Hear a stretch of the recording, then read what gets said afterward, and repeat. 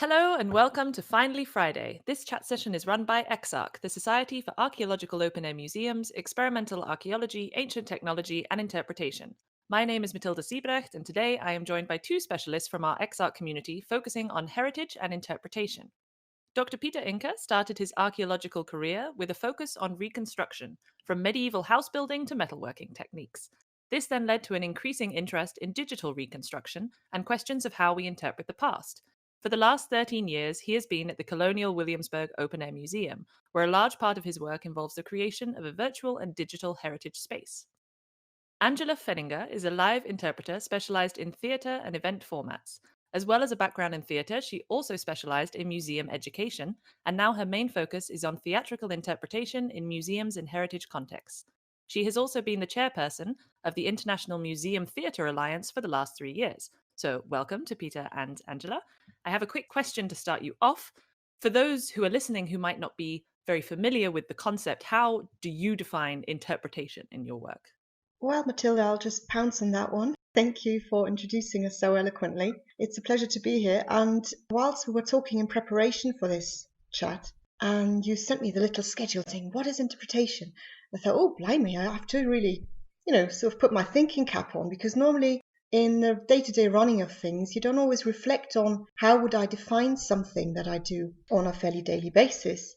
And I went back at Fontes to a book that I really admire to this day, which is a classic. It was written by Freeman Tilden in 1957. Most of the listeners here will, of course, be familiar with his name or the title, Interpreting Our Heritage. And I thought, oh, interpretation, I'm sure I'll find a good definition there I can perhaps pounce on, and steal something from. And actually, I wanted to steal the entire thing because it said there interpretation means an educational activity which aims to reveal meanings and relationships through the use of original objects by first-hand experience and by illustrative media rather than simply to communicate factual information. And for me as a theatre practitioner, someone who's very much on the experience side of things, it makes perfect sense to have an emphasis on sense-making, actually, rather than conveying facts or factual information only. So basically, interpretation from the point of view of someone who does the perhaps a more artistic or theatrical or emotional approach is really to provoke thought, not just to instruct, but also to provoke, to unpack relevance of the past for people living today, to see what's it got to do with me. Because if interpreters don't succeed in making sense for people that live nowadays with their own problems and the 21st century set of values and thoughts and meanings, it's not going to really hit home. I don't think it's going to settle much. So interpretation to me is really an act of sense-making in the heritage context that goes beyond the conveyance of facts and figures. So I had a very similar experience when I encountered this question too as Angela, that this is not a question we're often asked. And the answer I came up with, or at least looking as Angela did with Tilden and other sources, it's the action of explaining the meaning of something. So very much what Angela has just said, echoing what she just said. To me, it is also much broader than a one-to-one personal relationship, which is often interpretation is presented in the case of an individual, often costumed at a historic site, interpreting some part of history. Whereas I would actually look very much broader at that concept as well, that interpretation could be applied to, for instance, the panels in a museum, in a traditional glass case museum that has text with it. Those panels are interpretations of those objects and things. It could also be museum theatre. So even though a direct transmission of facts, as it were, as Angela was saying, is not being transmitted, it is being interpreted. It is an act of doing that is taking place there. So I think we can look very broadly at this. In my digital experience, this comes across when we create models, for instance, when we create spaces that people can inhabit. That is an act of interpretation. We're taking the archaeological data and reconstructing it, recreating it as a method for people to understand the past. So yeah, I look at it very broadly. Yes, Peter, I totally agree on that one, that interpretation actually does encompass many channels. You're right. It's not just a performative approach, or it's not just a written panel. It could be an audio that you encounter on the site, or you could have a 3D model of something. And there's many avenues, and I suppose it's quite beneficial to any site really to offer various channels, because the audiences that we do get, they consist of very different learning types. Some people need haptic information, others want to hear something, others want to read something or have to experience stuff firsthand. And it's quite important, even though, everyone's enamored with their own method, of course, but it's important to have this whole wealth of offerings so you can catch people at every level where you might find them, really. Yeah, definitely. I think that providing that opportunity for the guest to find the methodology, the medium which speaks to them most is really beneficial to a museum if it obviously has the resources to do that. I would also kind of push that a little bit further and say that, sometimes there's not just one interpretation of the past, there's not one meaning, as it were. And by providing the diversity of methodologies and interpretations of the past, we are actually providing that diversity there, that there isn't one kind of way that we understand the world today, so there should never be one way to understand the world in the past.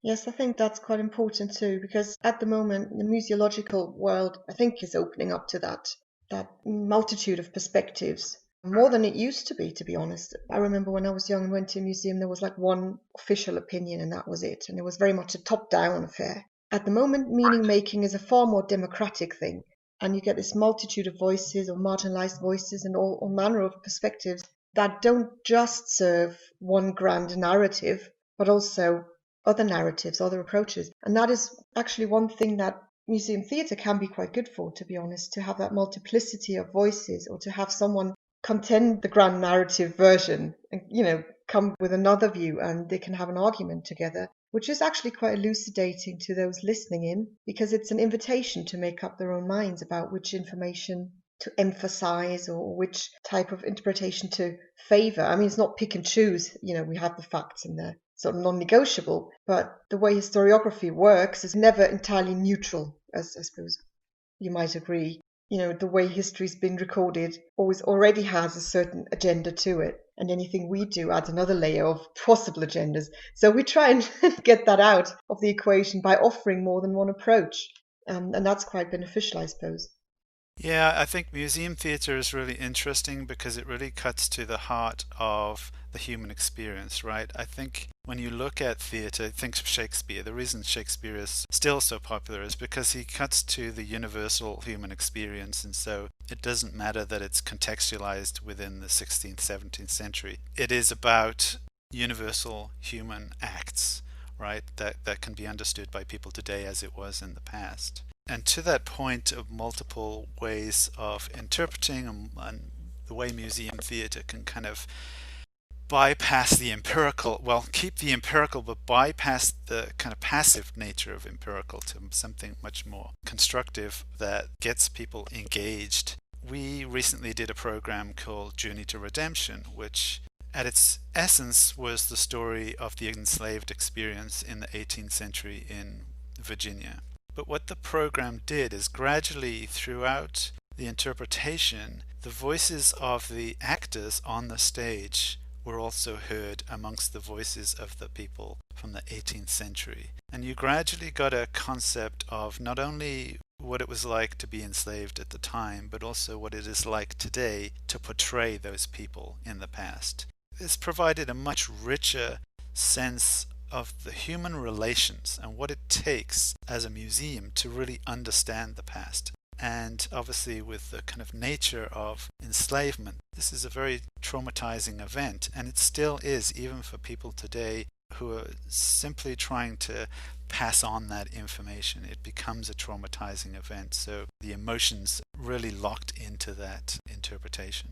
Yes, there is a certain quality to play acting in whichever form it is. It might be very mimetic, it might be more experimental, but I suppose it serves a purpose that resonates with something deep within us as humans. You have these archetypes, you have the motive of a quest, of a journey, of someone overcoming obstacles, of eternal challenges or eternal values that every person will resonate with, whether it be love or hate or war or peace. You have all these grand themes that are never really out of fashion, and it always serves a good purpose to get people emotionally engaged, as you say. And it's not meant to be, a cheap trick to just sort of get them very emotional and perhaps laughing or crying or something, but it's something you take away with you as a souvenir, is the authenticity of the emotion you felt at that moment. Because there's been a great deal of discussion about authenticity in performance formats that are done in heritage sites. And it's a tricky discussion because, of course, none of us have been there. We can only ever pretend or only ever try to basically offer something that comes close to the actual experience, and we do our best to corroborate that with fact and scientific research. But the authenticity, it doesn't start and end with a button or the fabric dye that's made of plants rather than chemicals. But it's the authenticity of the emotion that the guests can take away with them. And that really hammers it home, sort of thing. A message is much deeper entrenched, I think, in a visitor's mind when there's an emotional component going with it. And actually, academic study has also shown that the combination of knowledge-based information plus the format of theatrical explanation, theatrical presentation, is quite an effective way to get people involved and to have them memorize stuff longer. There's a study by Tony Jackson from the University of Manchester, which is a few years old, but he basically examined some programs and compared them, and also talking to the people who saw them after some time had lapsed. And similar approach was taken by a young researcher called Rekha Vasi, who did a study last year, I think it was, examining how school children memorize educational offerings after some time has passed after their visit. And actually, the engagement, the level of engagement was quite a strong indicator for the degree of memorizing the fact that was packaged within it. So that's quite an interesting find. Yeah, really is. And I think going back to the kind of empirical nature of archaeology, that it is very scientific, it is fact-based, and there's a very important place for that. But what that tends to rule out is the multisensory nature of human experience. And so we can talk as much as we like about spaces and objects and material culture, but often, and this is one of my criticisms of glass case museums, is that when you put an object in a case, you decontextualize it, you remove it from its actual intrinsic place with the human being that created it. The human being used this for a purpose. And we discovered this very early on at Colonial Williamsburg in the 1930s. The plan was merely to reconstruct the city of Williamsburg. I say merely. It's a huge place, over 500 buildings. But the plan was to reconstruct this and tour people through the buildings. But it was very clearly understood at the outset that we needed to inhabit these buildings. Like Le Corbusier says, buildings are machines for living in. It's the human beings that inhabit the buildings that are actually the important thing, not necessarily the structures themselves, although there is a place for that. So getting to that multisensory human component, I think, is the challenge, and I think that's where costumed interpretation, museum theatre, etc. begins to approach that. That element of human agency is often the common denominator that makes things click in the visitor's mind, I think. They see something, an object or a replica of an object that is normally an archaeological find in a glass case with an aura, as you say, removed from the ordinary world, and that recontextualizes things. It really furthers understanding and appreciation of our ancestors' accomplishments, for instance. I think it's perhaps relatively easy for any performer to get into a first-person interpretation. Say, I mean by that you pretend to be a person from the past. You're dressed up and you pretend to be someone from the past. So a first-person format like this is, of course, easier done in a site that is fairly modern, or where there's a lot of written sources, material that you can use for your research and really reconstruct roughly how that person would have lived or felt. But if we have an archaeological site that illustrates an era, an epoch that is far, far away in the past, that makes it a lot more difficult for performers. Now, if you have a Neolithic, Stone Age site or Bronze Age site or something, where the source situation is a lot thinner, and you may not have any written record of the people themselves. There might no diary, no letter, no nothing, or not even Romans talking about them. So a lot of performers still want to use that emotional immediacy of dressing up in costume and being there as a physical presence, but they tend to use third-person formats in contexts such as these, which means they look the part, but they don't pretend, and they stay themselves as a 21st century educator talking about what we know of these past centuries. Yeah, the difference between first person and third person I think is interesting, and particularly the nature of trying to interpret the past that is very distant, that has less information, I guess, than more recent times. Although, even in the 18th century, which is what we interpret, we do have a prehistoric in terms of the fact that there is nothing written, very little is written down by them or about themselves. And the archaeology is much more akin to the archaeology of earlier times, because the material culture just wasn't there, just wasn't as impressive as it was in the 18th century, where objects still survive in people's houses even today. I think we've discussed so far very much an in-person interpretation. I'd also like to kind of move us a little bit into the digital realm too, where what we can do in the digital realm when we don't have that information, where we are working on theory, where we are working on analogy to do reconstructions, I think that's where the beauty of the digital realm comes in, because when we create something physically, we are forced to make a final decision on something in order to construct it or build it. Now you can do multiple reconstructions, but that becomes very expensive. It also uses a lot of space, and ultimately it's not particularly sustainable. Whereas in digital environments, we can create multiple, and I mean tens or even more, of reconstructions of the same thing and provide a whole range of information that supports one reconstruction versus another. And I think in that regard, when we're talking about interpretation, we can interpret the world that we don't know, where we have very little information for it. We can provide interpretations that then people can have some agency in understanding how they read the archaeology as presented, as it were. So giving people some agency in that process of reconstruction as well, rather than presenting them with one final version of the past. Absolutely. So do people come into Williamsburg? Because I've not been yet, shame on me.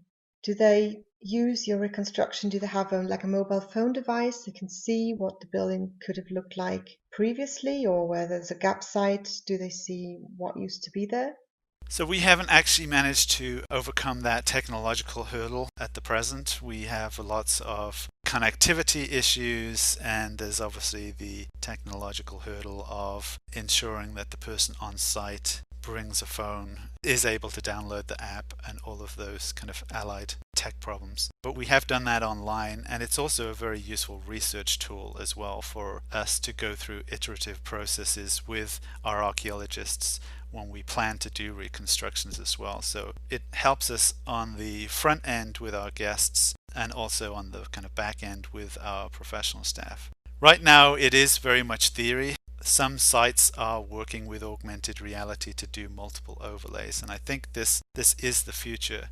I think the other element of this, we also need to take into account that museums have an audience beyond the visitors to that museum too. And so I think museums are finally beginning to understand, the more it gets online, the more of its collections go online, the more options there are for individuals to engage with that museum, that it's possible to have a relationship with a museum without even visiting the museum. So one can imagine that in the future that museums could be providing access, virtually access to their collections through their galleries, as walkthroughs, could even have curators discussing the galleries for people across the world, so reaching a much broader audience, a worldwide audience, as opposed to solely those people who have the resources or ability to visit their site. I think we actually got a little preview for that development now, with the pandemic being on and so many sites having had to close for months on end. And somehow that whole issue of digitization, which has been talked about for years on end with various results, is just sprung into life, because there was such a need for sites to remain present in the actual eye of the visitor, or to demonstrate it's still there, and to show all their treasures, and to make sure they have an audience after their reopening. And I mean, we're still navigating very tricky waters. I mean, many sites are heavily affected by this whole thing. But I suppose if you open up towards that digital realm, it certainly does help to not only interpret the meaning and the facts that are hidden in your treasures in your site or in your depots, but also to bind visitors to you and to be more robust when there's a situation going on like we have at the moment. Like the interpretive community that I know, a lot of the people who are actors, storytellers, there's very varying degrees of savviness when it comes to digital formats. So it's interesting to hear all the different layers, like you do, you reconstruct buildings, you open up new avenues of meaning for them, and performers are struggling to cope with these challenges because most of their work is based on this physical presence. And it's very hard to switch media altogether from one day to the next. Yeah, I think we've been very lucky in that we have a pretty robust tech support. So we've been able to pivot to online digital media pretty rapidly. And I think we were all taken aback by how much support there were in the outside community, as it were. We had massive take up of our digital output, and it was really another opportunity for our actor interpreters and our interpreters to use that as a different medium to engage with guests. And I'm pretty certain that we reached a whole lot of people who'd never visited Colonial Williamsburg who plan to. In fact, you can see it in the comments and the feedback on Facebook, etc., that I think we did develop a new audience. So to your point, I think if we can pivot to these new ways of interpreting the past, it makes us stronger. We provide a broader platform for our guests to engage with us. And maybe museums should be thinking a little bit more broadly than a museum visit can only be counted if they buy a ticket to the museum. That there are other ways of engaging with us. When we first spoke, Angela, you mentioned that there were some differences in the way that different nationalities or different countries approach this idea. Do you see many differences in sort of the way that different regions or countries or nationalities or even groups within that, so genders, ages, etc., react to your work, so to the sort of more visual side of things, to the theatre production? Are there different approaches that are being put in? Are there better ones, worse ones? What's your opinion on that? I suppose to me there's a broad difference when it comes to perhaps academic traditions between cultures or countries. I live in Germany, I'm German, and we have a very highbrow approach to education and academia. And anything that is bordering on the entertaining is considered evil by many decision makers. It's getting better, but for a long, long time there was a very strict distinction between that which is serious and good and that which is trivial. And other countries don't have that distinction so strongly, and I think that's a good thing, not to be so hung up on this. So I suppose the English-speaking world, with its wealth of, say, performance formats in heritage contexts, as well as Scandinavia, they seem to be more laid back, talking about decision makers in museums, less hesitant to actually get people in to do something that might be unusual or fun. Beware of fun. So I suppose there is a difference there, but since we just talked about digitalization and new avenues to reach our audiences, perhaps these distinctions will crumble in a short while.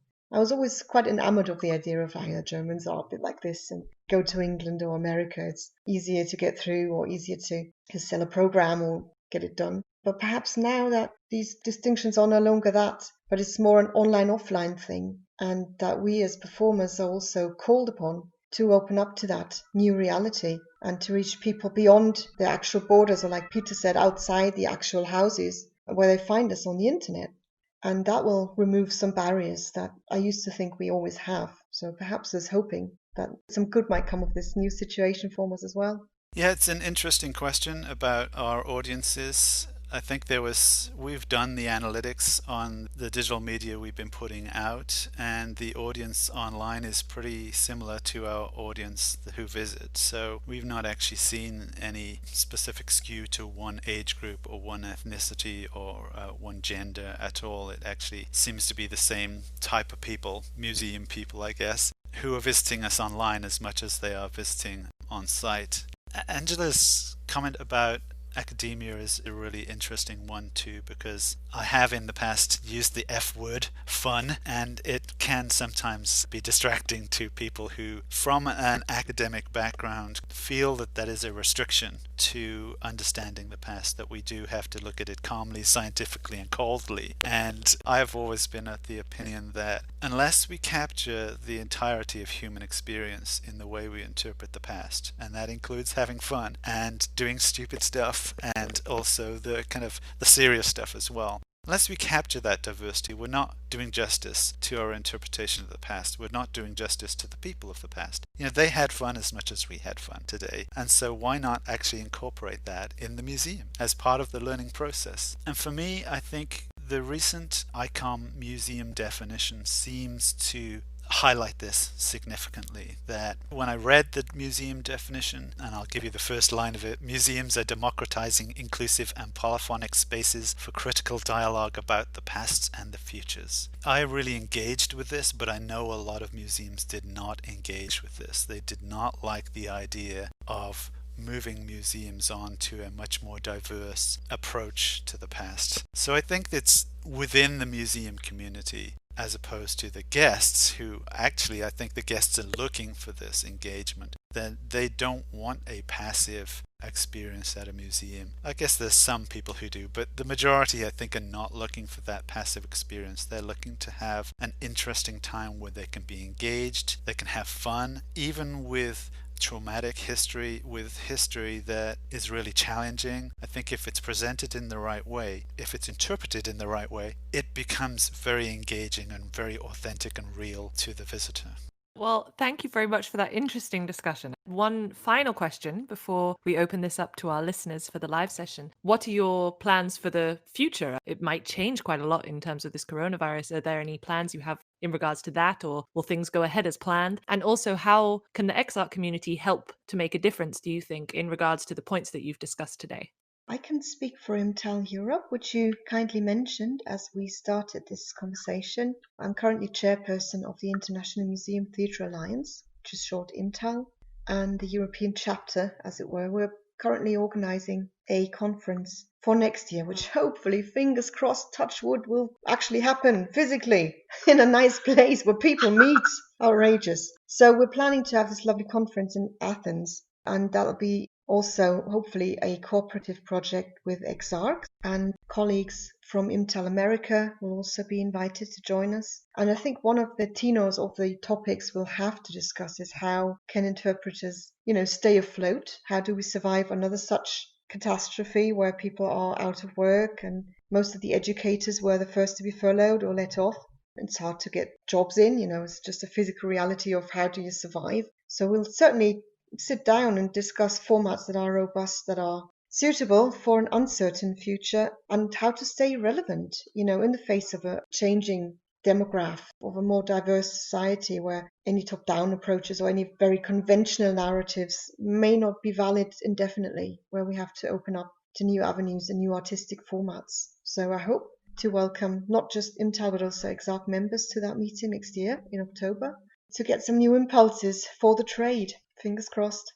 So for me, as Angela points out with the conference, a conference, even if it's online, is not the same as a conference in person. And I think it's that connection with other human beings and that multi-sensory aspect of a conference that makes it all the more engaging. And so that's actually the area I'm looking into in the future, is really the multi-sensory aspects of the past. How can we look at our sources of evidence and engage with each of our senses, not just our visual senses in visual reconstructions, but it's about the sense of the past, the tastes of the past. What was it like to be a human being in the past in all of its aspects, the phenomenological experience of people in the past? And I realize that's a very big area to look at, but I think we need to move into that arena, as it were. And to answer your question about how EXARC makes a difference, I think for me it's just like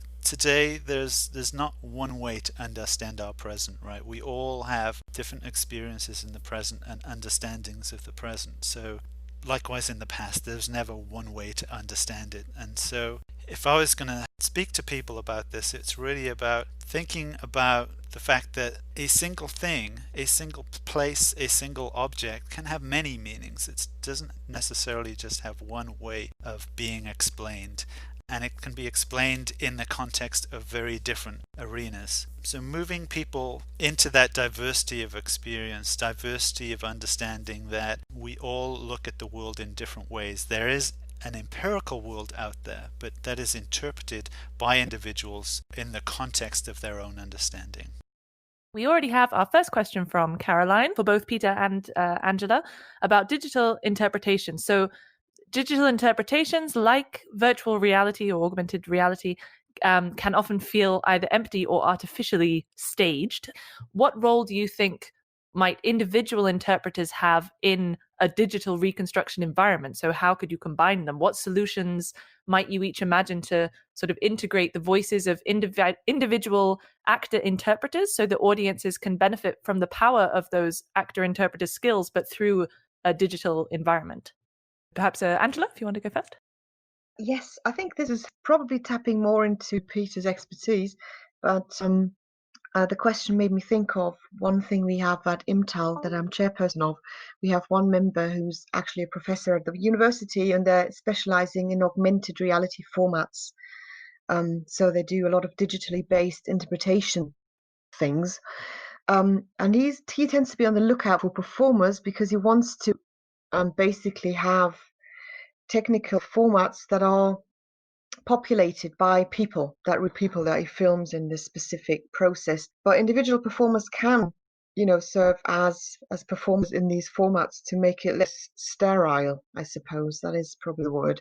So you don't have an animated character, but a real person there that's being captured in this 3D technological process. I think augmented reality is certainly a great way to go, because what it does is it enables that digital to be mixed with the real world. I think to Caroline's original point that digital reconstruction can be quite sterile because it is completely virtual, and so the lifelike qualities of light and texture often are not included in a reconstruction. And I think that's partially a tech question. So if you look at the way CGI is used in the movies, most of the time now, I'm thinking of The Mandalorian, for instance, there's no sets. It's all digital. That when you watch the show, it looks very real. You're very convinced about it. So I think in terms of the sterility of digital reconstructions, that's just going to get better as techniques and software become cheaper. But to Angela's response in terms of augmented reality, I think there is an arena that really needs to be explored, because that's somewhere where we can mix in the reality. So I think to a point I made earlier in the discussion that, we have these sustainability challenges at the moment as well. So by reconstructing in a digital environment, we are not destroying our real world, as it were. And likewise, we're not destroying our real archaeology, the actual archaeology, is it? So we can take a real world environment and then include in it live actual people. And this means that they can be filmed on green screen or whatever, but mixed into a real world environment so that they are not constantly doing the same thing over and over again, or are in an environment that would be hazardous in the real world. So I think we can all imagine hazardous environments in the past, be they on water or down a mine with fire, where somebody may get injured. We can actually reconstruct that in a digital environment and augment reality with that. So I think there's huge possibilities that really have only just begun to be explored. Actually, just adding to that, I had a query because you mentioned the sort of idea of CGI being used as well. What do you think is the benefit of having, for example, a real person in a digital environment rather than a CGI person in a digital environment, if that makes sense? Well, I think real people give you real experiences, as it were, whereas CGI, even with modern standards, can still look like CGI. When it comes to physical, like buildings and objects and non-human things, we don't notice the difference so much. But when it comes to humans, we are programmed to notice the difference between a fake human and a real one, as it were. So I think the other component of this can be obviously that when you have specialists in fields, so academics or researchers, that they can actually be the ones giving that talk too. So it's very personal and it's very direct from the viewpoint of that original person. So I don't see digital replacing human beings, at least in the near term. So a good sign for the future of theatre interpretation. We have a question from Rig saying the major criticism of first-person costumed interpretation is that it could colour the site or interpretation with modern biases of the staff, for example. How do you think digital interpretation compares to this? And also, I think, Angela, actually, we spoke about this at some point. You mentioned the fact that you try to include all sides of the story. How important is that across the board, would you say, in first-person costume interpretation? Well, it's important to have a well-balanced narrative, but it's also very hard. So I see where Richard, who asked the question, is coming from. Actors are humans, and we all have our personal preferences, and it's quite hard to sort of leave them at the door, I'm sure. So I suppose with all the discipline that we need in our work as museum educators who are basically building on science or scientific facts with their acting, still a certain element of artistic license, which is the exact element that gives serious academics the creeps, as we established earlier. And that is sort of the gateway through which personal bias can come in. I suppose if you compare something like that, a personal experience, that can vary. If you have, say, a first-person interpreter is offering a very one-to-one service to visitors, may tell the same story, or think may tell the same story to everyone, but it varies whoever is in front of them. Whereas a digital version of something is a direct replica. You have a pre-recorded thing or pre-programmed thing, and it'll always be the same. So that's perhaps a weakness and a strength, because a real-life person may not be able to be completely neutral or completely reliable to always think of all the facts, even if faced with visitor questions. But also it's probably a livelier exchange than something pre-recorded that can be 100% reliable, but not really consider the visitor's particular interests. And remembering that if we do create let's say a reconstruction of Henry VIII, of King of England, who's visually perfect, that it's still a biased interpretation. It's a bias to the person who created that interpretation. It just appears like each time you see it, it will look the same, but it is still designed, and the words put in the mouth is by a human being. So it has some intrinsic biases too. And I think the beauty of working with a human being is that the human beings are also very flexible. So they can respond within a human interaction much more quickly. They can also, a good interpreter will read their guests and redirect a story to the learning capacities of their guests, to their interests. So actually, as it stands today, at least, human beings are more intelligent than computers. And so I think we have to play to the strengths of digital and play to the strengths of human interpretation. And they're not identical strengths, I guess. They've got different aspects to them. Yes. It was an interesting example you just gave, Peter, about Henry VIII, even though it was sort of plucked from thin air, I suppose, just now.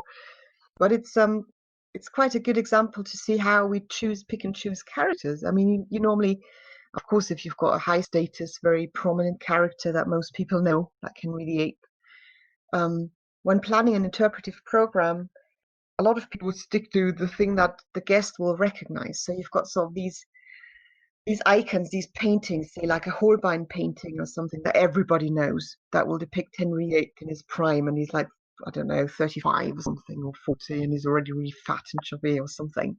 So everyone will know, that's Henry VIII. If you had a picture of him age 16, no one would recognize him. So even in choosing how to flesh out the role, we're already creating a bias and pandering to people's prerequisites and preconceptions of that particular historical person. Exactly. Now, digital could show you that person growing from a 16-year-old through to manhood.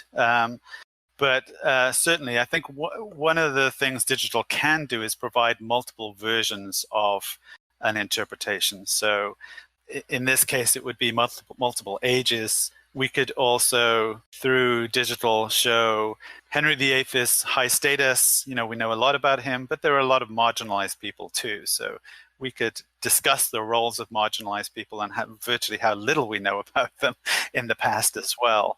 But again, I think there is a difference between digital and the human experience, most certainly.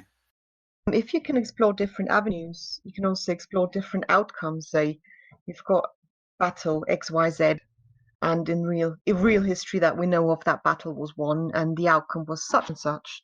So you could have a simulation of what would have happened if that battle were lost.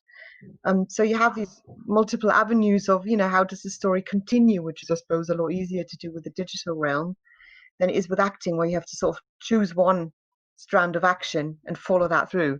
And ideally, it is the one that we know from history that's actually a reliable fact. Unless, of course, you sort of abandon linear narrative and you do something more experimental. Some acting troupes might offer that, which is quite original, but it demands a lot from the visitor, who normally thinks, oh, I'm watching a play and whatever they tell is plausible or true. And if you do a lot of meta history or a lot of experimentary acting, it also requires a lot of explanation beforehand. Mm-hmm. Well, interesting you bring up battle, because I think Bannockburn Battlefield has dealt with this very interestingly, and they have a broad mix of reconstructed artifacts, footage of actors interpreting you in that costume on horseback, and then they have a table which is an interactive battlefield where the guests it's a circular table where guests take control of individual units and then direct them over the course of the battle. So essentially, a guest will see how the battle unfolded, and then they can take part in the battle by kind of moving their units on the field, and then actually have a discussion about that too. So this is where I think they've been really successful in blending and using each methodology, each medium to its optimum. That actually a bit relates. So you already mentioned, Peter, the idea of marginalized sort of groups, for example, and how, this could be also potentially one way, what you were suggesting, Angela, of showing, what if this had happened? What if that had happened? Do you have any other or any kind of recommendations or ideas for how different forms of interpretation might be used to highlight these more marginalized groups that perhaps haven't had their history told or have had it told from one very specific viewpoint? Yeah, so we do try and focus on marginalized groups, although we haven't been successful in approaching every single marginalized group. So, for instance, people with mental health issues, I think we would certainly like to talk about. This also strays into something Angela just pointed to, which is the expectations of the guest too, because I think that we have to bear in mind that guests come expecting one thing, and not that we need to pander to what they do, but also it's a difficult process to move them from maybe what they expected to where we would like them to understand the past, how we can show them a much broader sense of the past. So yeah, it's challenging. I think part of it though is not only interpreting in first or third person, is to give agency to our guests too, to invite them to ask questions, to get involved, and really have that dialogue where the kind of nuance can really be looked at. Yes, I suppose dialogue is really the key word here. It's to a certain extent, meaning is a co-creation between the visitors and ourselves as educators. And of course, we have our core messages that we want to unpack and bring across. But there's also this element of involvement that needs to be taken care of. Marginalized groups per se, I think it's a bit underrepresented in my culture anyway. So I specialize in museum theatre, being based in Germany. It's not a big thing here. It's not so much a social question that is so prevalent as it is like in America these days, or other cultures where there's a lot more awareness of, say, LGBTQ matters and things like that. It's very much in its infancy here. So we're still sort of struggling to offer good programs and sell good programs that are dealing with more mainstream issues. And I suppose it's a process that you sort of first introduce a method on the mainstream, on the easy stuff. I call it easy, it's not, but it's more understandable immediately because people expect it. And then you move on to the tricky bits, or the forgotten narratives that people might find a bit harder to relate to, perhaps. There was an interesting approach that Dingambelbu in Denmark took, because they have the old town there, which I think hits all of the various stages in Danish history right up to the modern period. And recently they invited a homeless person to bring their cardboard home into the museum and actually live in the museum almost as an exhibit, but more to talk about the plight of the homeless and actually be visible to people. So trying to really show that range of experience, not just the higher level hierarchies, as it were, the privileged, but also to show that there's a range of experiences even in today as well as in the past, and get it from an authentic voice from a person who is actually living in those circumstances. Mm-hmm. I suppose, questions like questions of privilege or poverty, they are sort of universal. Of course, people's experience would be slightly different throughout the ages, but the plight or the hardships, there would be strong parallels, and it makes a lot of sense to direct our gaze to the present day as well sometimes, because people might, develop empathy, and perhaps it doesn't really matter so much whether they empathize with an historical character, whether they actually open their eyes to see what's going on around them now. Of course, you don't want to use people as props, as it were, sort of portray them as objects, of course not. But I can see where you're coming from. I think it's quite an original approach, really. I've never seen that. I want to visit that and see it, just to see how it's done and how you represent that notion of, am I privileged? Am I disenfranchised? Because these are questions that people have dealt with throughout the centuries in various formats. Right, and in that case, he was very engaged. He actually wanted to do it. He was invited on, and he wanted to do it because he felt like his voice wasn't heard in the real world, as it were. But it could be in a museum, which was fascinating. You sort of answered this question already, but it is, I guess, a little bit of a different take on it from Caroline in the group about the sort of more serious, shall we say, cultural reckoning that's taking place at the moment, especially spearheaded by the Black Lives Matter movement. So similar to what you'll be saying in how you can make multiple voices heard, but also how can you balance between the sort of, shall we say, ugly truth of history, where certain segments of the population were very, very badly exploited to an extent, that it's a bad part of our history, against this need to make interpretations more palatable enough to keep venues as visitor destinations. Right, and I think that's maybe where digital does come in, where we don't want to represent or ask modern human beings to do activities where in the past they were hugely exploited, and that goes from prehistory right to today, right? That one of the universals of human experience is exploitation of other humans. So that is a place where I think digital could come in, where we can sensitively reconstruct situations of exploitation and perhaps deal with them in a way that is sensitive and that does really begin that conversation, which to that earlier point, perhaps having a differential in human interpretation might actually miss some of that sensitivity issue. Whereas if we bake it into a digital reconstruction, a digital interpretation, we can guarantee it's the same every time. That is true. And somehow, if you're dealing with a very tricky subject, that tends to bring tempers to boiling point, because people can get really empathetic and get really upset or something. Sometimes I like to switch mediums as well. I'm not always preaching first person costume interpretation when you're dealing with a subject that is very painful, or also very close to home, as in very recent history. So if it's likely to work people against the grain or trigger very strong emotions, sometimes it's better to find a form that is more neutral and more abstract. That can be digital, or if it's done by personal interpretation, it might mean moving away from first person to something more neutral, where you break the illusion so that emotional engagement can perhaps still happen, but not to an extent where you get people to get really angry or cry or feel ashamed or something that is unpleasant to them, and they leave the place feeling unpleasant. You don't want that. And not because we want to sanitize history, but you want people to enjoy their visit at the site after all and take the message home with them without having very bad feelings about it.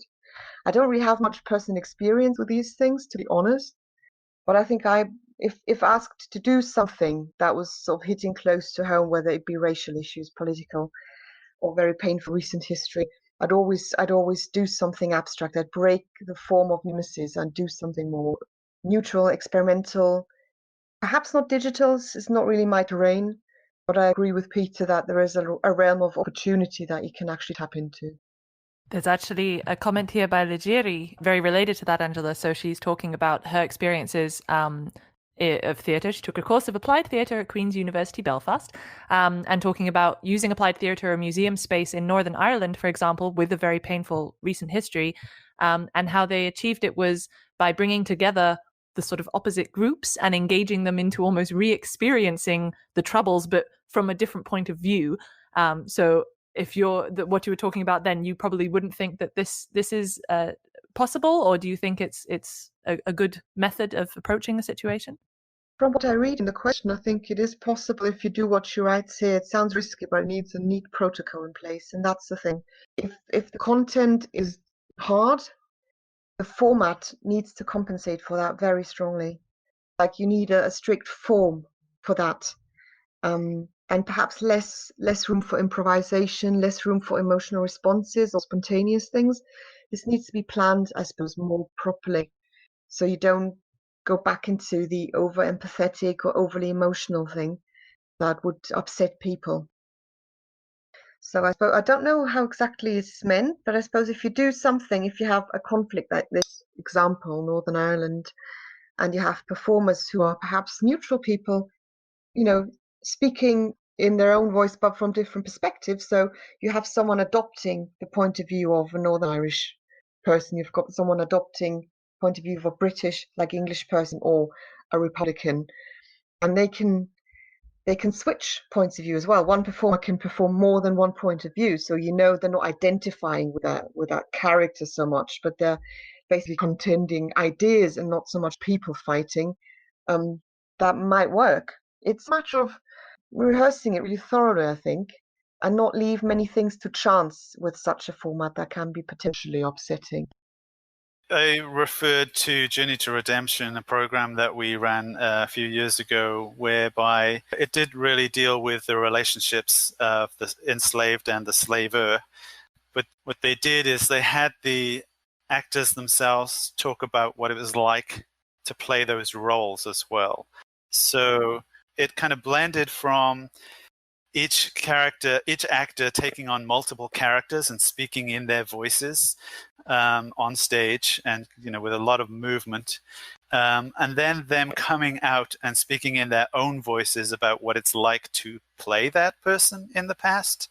And then eventually they break that kind of barrier and they actually step off the stage and have a conversation with the guests as well. So I think certainly when it comes to difficult subjects, it's very much about trying to be authentic, trying to provide everyone's voice, and really trying to engage with the guest in a, I think as Angela said, in a kind of neutral way, where it allows people to, I think people trust museums in a way that they don't trust the outside world, as it were, and they feel it's a safe place where they can have unsafe ideas. That's not my comment. Somebody else came up with that, but I really like that as a safe place to have unsafe ideas, where you can rehearse the discussions that you need to have, that maybe then will, when you go into the outside world, you can take that with you. Jury says very much agreed, so she's also responding to that.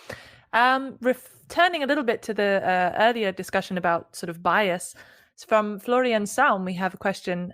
He's recently given thought to creating a first-person narration persona for early medieval, so 9th century Laudersham, where he works, Open Air Museum. But I'm very much afraid to convey either biased stereotypes on the one hand or being too modern concerning gender roles on the other hand. Do you have any experience of this or any suggestions for how to avoid these issues? It's a tricky one. You're catching me off guard here. I actually know the site. It's only about 40 miles away from where I live. So it's early medieval. It's not really a world that I'm moving at all. But I know what you mean, I think, because it's how would I put this? It's historical periods that are perhaps not as well documented with written sources, where you have a lot of reliable information about how people would have felt or spoken, or what their beliefs would have been. We have perhaps a good or rough estimate of things. We can make plausible leaps, but not everything is secure, and it's hard to do first person when you're stuck in that sort of place of not knowing and having to reach conclusions that you're not entirely sure about. That's why probably a lot of interpreters who do ancient history or perhaps antiquity or early medieval perhaps refer to or resort back to third person, because they feel a lot safer and they can actually have the gap in the knowledge as part of their interpretation and talk about it. Whereas as a first person performer, you can't not know anything. You potentially need to know everything about your time until the point you're telling the story. That makes it a bit hard. It's it's a tricky balance to find, as like gender stereotypes is a good issue you're raising, because if you're portraying someone from a society where, say, women would have had to keep their mouths shut, and you're being really rude to the audience, you might be historically accurate, but you're pissing off the audience, right? You don't want that either. So it's tricky. I can't really give you any clear advice, but I think I've read on the subject, and I found something, was it with Joyce Tira or Stacey Roth, some books out that my go-to addresses, very, very good books. And she gave this example of someone playing Abraham Lincoln, and apparently Lincoln was as a person, his personal trait was that he was really grumpy guy. He didn't like to talk to people, hated children, that sort of thing. And now you're working on a site where you've lots of families all coming up to you, and they want to speak to them. So it's just how to strike that balance between being true to the character, as my grumpy bastard perhaps, but someone who has to be outgoing and welcoming to the guests. It's very much down to how you solve that in a personal way. It doesn't really answer your question very well. Perhaps Peter can come up with something more useful. Yeah, I think it's really challenging, isn't it? And I think the first question I ask is, why are you going with first person? Is that necessary? And do you have enough information? I think a lot of what we've discussed today is about training. So, for instance, resolving the biases, it's about the training that the individual goes through prior to standing in front of the guest. And so having a broad base of knowledge and understanding of the period that they can work with, and not going in with simple assumptions. I have one final question from myself. It's been quite an intense discussion so far today, so perhaps a soft question, shall we say, to finish off the discussion. What has been your favourite or most interesting project or experience that you've done in your work on interpretation so far? One thing that springs to mind that is a dear memory is I was invited to perform alongside British colleagues in England in 2014, and it was to commemorate an anniversary of when the throne fell to the House of Hanover. So the Germans were succeeding to the English throne, and I was part of the German group of people who were invited to play these foreigners taking the English throne in 1714. And that was fun because it was that whole international mix. So we all appreciate, everyone who's ever done any living history type thing will probably agree that the camaraderie and the mixing with people from different backgrounds is one of the big fortes, and being part of an ensemble was that. And I remember I was playing the King's Mistress, and I prepared like madwoman for this part. I was so anxious to sort of mess it up. And have my pockets stuffed with little bits and pieces that I thought, oh, that'll come in handy during performance, that'll come in handy. And none of it I needed. And at the end of the last day, we had this scene where there was an audience with a king, and I was, of course, flying around the king as his mistress. And this little boy came up. He was dressed up as well. He was cute as hell. And he was all role playing with us. And he was talking about how he wants to sail to the South Sea and he needs a ship. And can the king give him money for a ship and stuff? And of course, my colleague was playing along. And I was rummaging in my pockets and I found this one bit of paper, which was actually a South Sea Trading Company ship certificate. A copy that I'd found on the internet somewhere, godforsaken corner of the internet. And I'd printed it out. And I sort of gallantly handed it to that little boy. And he was really like, his mouth fell open. He couldn't recover. I'll never forget that moment. It was so cute. And I thought, oh yeah, brilliant. This is what I'm doing this for. Always be prepared. It's one of the nice aspects of the job. Yeah, no, that's great. So for me, I'm always tempted to say the next project I'm about to work on, which I'll tell you a little bit about shortly. But I think the biggest project, certainly in recent years, has been the Virtual Williamsburg project. And before you ask me, it's not accessible online at the moment. But there we were able to really explore the archaeological remains of buildings and then reconstruct them with our architectural historians, with our archaeologists, with our historians, and create multiple versions of our interpretations of those buildings. And that was fulfilling because, number one, we went back to the original archaeological material from the 30s, from much earlier in the 20th century, and just exploring that was fascinating in and of itself. But then getting the chance to rethink the city, how we would reconstruct it if we were to do it again today, to do it over, how would that look? That has manifested as well in some of the more recent 360 tours that we've been working on this year. So Colonial Williamsburg has produced a series of 360 photography tours of some of our sites. So if you take a look at the Capitol, you'll see some of those virtual reconstructions actually embedded in situ in those 360 tours. So you can kind of stand in a place and see the building as reconstructed now in this early part of the 18th century, and then click on it and it will show it as it was in the later part of the 18th century in a 3D environment. So we've been able to kind of integrate a lot of that research, and it keeps coming back and keeps being really useful. The next project we're looking at doing is another 360 project, but this time it is very much, I think it was one of the earlier questions, integrating our interpreters and our museum staff, museum theater staff, into 360 environments. So having actors and interpreters actually live in the 360 environment itself, which I'm really excited about doing. And there, our goal is really to not tell the story of the building and its construction, but really to use the archaeology, use history to actually tell the story of the people who inhabited it. So that's me. Thank you very much for that. And thank you, Peter and Angela, for joining us today and sharing your experience and expertise. Definitely gave me, and I think everyone here, something to think about in how we interpret the past and how we approach the past. So thank you very much to both of you. Thank you for having us. Thank you. And thank you everyone for listening to this episode of Finally Friday by EXARC. If you would like to become more involved with EXARC, why not become a member? Alternatively, you can make a small PayPal donation through the website to help support us in our future endeavors, like this podcast, for example. See you next month for another episode of Finally Friday. Bye.